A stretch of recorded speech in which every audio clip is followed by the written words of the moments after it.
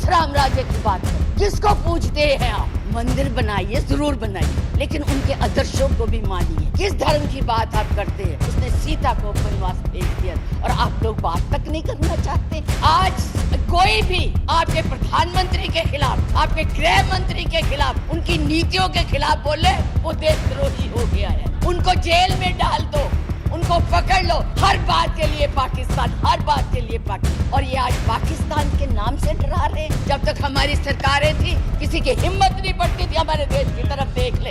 आप लोगों ने किया है ये सब, अपनी करतूतों को छुपाने के लिए उन लोगों की मदद ले रहे हैं। इस देश के टुकड़े मत कीजिए, नफरत मत फैलाइए। आज विद्यार्थी जो पूरे देश में झंडा लेके खड़े हैं, उनको अपने भविष्य का फिक्र है कि हम डिग्री तो ले लेंगे पर नौकरियां कहां से लाएंगे, क्योंकि इस अभिभाषण में उसका कोई जिक्र ही नहीं है।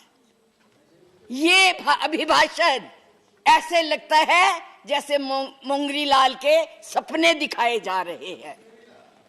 मुंगरी लाल के 2014 में भी दिखाए थे, अभी भी दिखाए रहे हैं। अभी राणा जी बोल के गए, राणे कि जी कांग्रेस भी मैनिफेस्टो देती थी, हमने करके दिखाया है।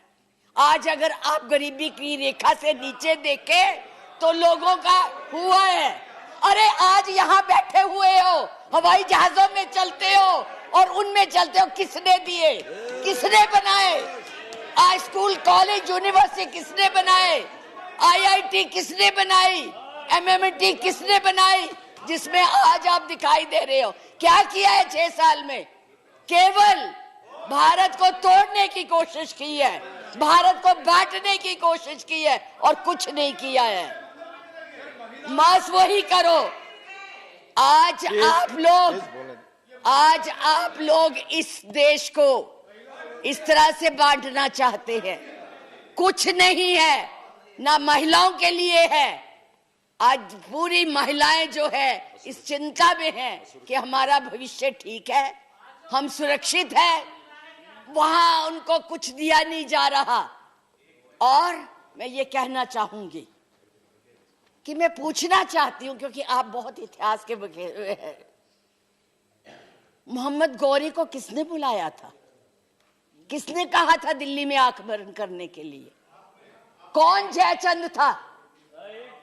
कौन जयचंद था? महाराणा प्रताप जब हल्दी की घाटी में लड़ रहे थे, किस राजा ने उसकी मदद की अकबर के खिलाफ में? बैठ जाइए, बैठो, चुप करके बैठो।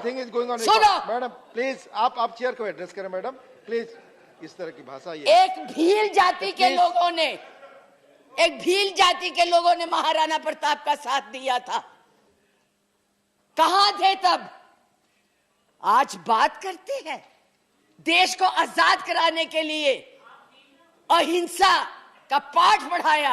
आप क्या जाने अहिंसा, जो लाठी लेके तो ट्रेनिंग देते हैं, आज लाठी की जगह बंदूक और रिवॉल्वर आ गए हैं। और हमने सिखाया आपको अहिंसा, आपने सिखाया है जनता को हिंसा, नफरत। पर बोले, इधर बोले, और चेयर को एड्रेस करें प्लीज। आप चेयर को एड्रेस करें। और आज तो मैं उपाध्यक्ष जी देशद्रोही की भी परिभाषा पूछना चाहती। क्या है देशद्रोही की परिभाषा? किसको देशद्रोही कहते हैं? मुझे याद है जब कम्युनिस्ट पार्टी ने भारत की आजादी को नहीं माना था, 4 साल के लिए बैन कर दी थी, लेकिन उनको देशद्रोही नहीं कहा था। नेहरू ने, सरकार ने देशद्रोही नहीं कहा था। पंडित नेहरू के खिलाफ लोकसभा में वाजपेयी जी बोलते थे, उनको देशद्रोही नहीं कहा था। आज कोई भी आपके प्रधानमंत्री के खिलाफ, आपके गृह मंत्री के खिलाफ, उनकी नीतियों के खिलाफ बोले, वो देशद्रोही हो गया है। उनको जेल में डाल दो, उनको पकड़ लो। 6 साल के बच्चों को भी नहीं आप तो छोड़ रहे। आप क्या करेंगे? आपके पास ना तो कोई कार्यक्रम है, ना आपके पास भारत के लिए कोई नया सोच है, कुछ नहीं है। केवल एक सोच है कि कैसे इस देश को तोड़ा जाए। 70 साल में उपाध्यक्ष जी हमने पाकिस्तान का इतना नाम नहीं लिया था जितना ये 6 सालों में ले रहे हैं। हमारी महानायिका ने पाकिस्तान के 2 हिस्से कर दिए थे, बांट दिया था, और ये आज पाकिस्तान के नाम से डरा रहे हैं और वैसे कहते हम बहुत मजबूत है। हर बात के लिए पाकिस्तान, हर बात के लिए पाकिस्तान। क्यों भाई, क्या है वो? आपका कुछ लगता है? हाँ, जरूर लाहौर में जरूर बिरयानी खाने गए थे, कांग्रेस नहीं खिलाती, बिना बुलाए गए थे, और आज बात करते हैं, किसकी बात करते हैं? मैं ये कहना चाहूंगी कि इस भारत को मत तोड़िए। बड़ी मुश्किल से पटेल, नेहरू ने इकट्ठा किया है, आप तोड़ रहे हैं। आप नहीं कहते हैं, आप तोड़ रहे हैं, इसका विभाजन कर रहे हैं, लोगों को बांट रहे हैं। मैडम, आप चेयर को एड्रेस करें, आपस में चर्चा ना करें। मैं उनको एड्रेस ही नहीं करती जी, मैं उनको समझती कुछ नहीं हूँ, वो है ही कुछ नहीं, जिनको बोलने की समझ नहीं है उनसे क्या बात करनी है।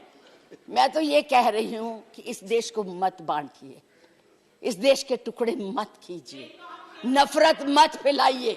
बहन जी चुप रहिए, अपनी बारी में बोल लेना जो बोलना होगा, अब चुप करके बैठी रहिए प्लीज। अब देश के टुकड़े मत कीजिए। आज जो हम इस स्थिति, आपका इसी सीए ने, आज जो आपका एक ही देश था, पाकिस्तान आपसे नाराज, चाइना आपको कुछ नहीं समझता, नेपाल भी आपसे खफा हो गया है, और बांग्लादेश था जिसको भी आपने इस सीएए से नाराज कर दिया है। आज वो भी सोच रहे, उसके 4 मंत्रियों ने अपना प्रोग्राम कैंसिल किया, एक उसमें कि इस देश में ऐसी बातें हो रही है। इतना ज्यादा आप कहते हैं कि यूरोपियन यूनियन को हक नहीं है बोलने का, प्रस्ताव लाने का, तो उनके एमपी क्यों ले आए थे? उनको कश्मीर क्यों ले गए थे?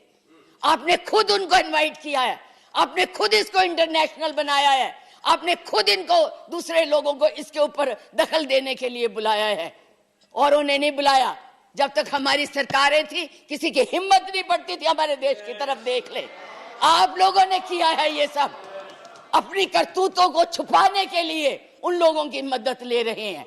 आपके पास कोई प्रोग्राम नहीं है, आपके पास कोई कार्यक्रम नहीं है, केवल एक कर्म है कि गोली से उड़ा दो जी, मार दो जी, खिला दो जी, यही आपकी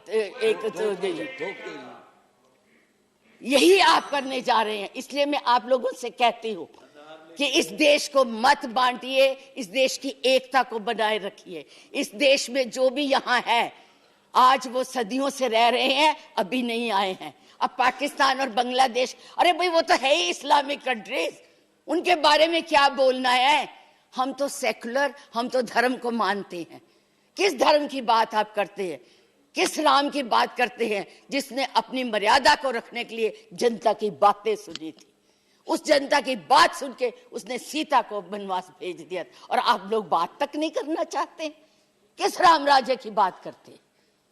किसको पूजते हैं आप?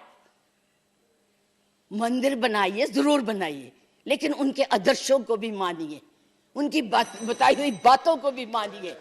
सिर्फ केवल कहने से बात नहीं बनती है, ऊंचे ऊंचे भाषण देने से नहीं बात बनती है। इसलिए मैं यही कहूंगी कि इस देश को मत बांटिए, एक रहने दीजिए, ये नफरत मत फैलाइए। ये आपके लिए भी और हमारे लिए भी बहुत धन्यवाद।